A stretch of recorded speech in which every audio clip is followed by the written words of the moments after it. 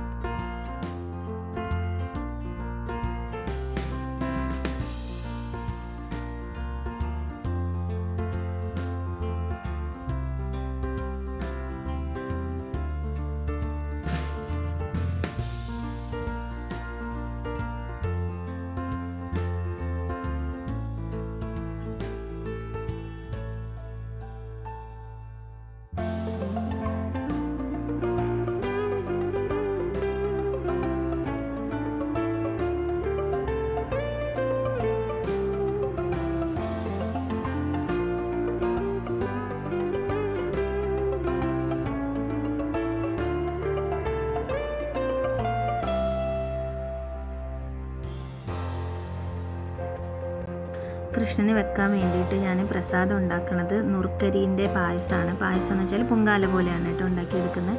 അതിനകത്ത് ശർക്കരയും പാലും എല്ലാം ഒഴിച്ചിട്ട് കുറച്ച് കുറുകിയ പരുവത്തിലാണ് എടുക്കുന്നത്. എന്നിട്ട് ഇത് ഞാൻ പുതിയതായിട്ട് വാങ്ങിയ എൻ്റെ മൺചട്ടീൻ്റെ പോലത്തെ ഒരു ചെറിയൊരു സാധനമാണ് കേട്ടോ, പാത്രമാണ്. അതാണ് ഞാൻ പ്രസാദം വയ്ക്കാൻ വേണ്ടിയിട്ട് യൂസ് ചെയ്യുന്നത്.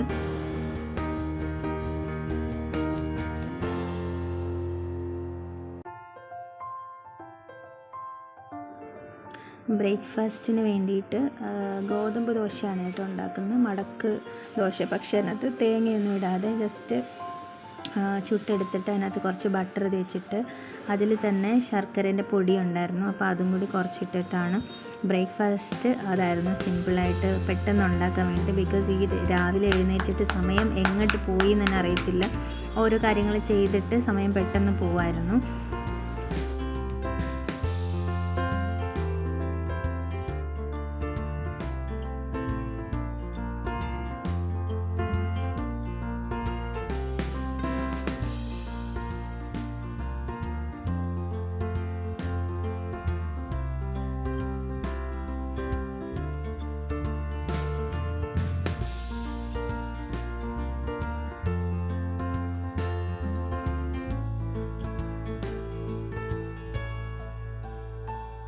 ആമിക്ക് പുറത്ത് സൈക്കിൾ ഓടിക്കാൻ പറ്റാത്തതിൻ്റെ ദേഷ്യമാണ് ഇവിടെ കിടന്നിട്ട് കാണിച്ചുകൊണ്ടിരിക്കുന്നത് കേട്ടോ.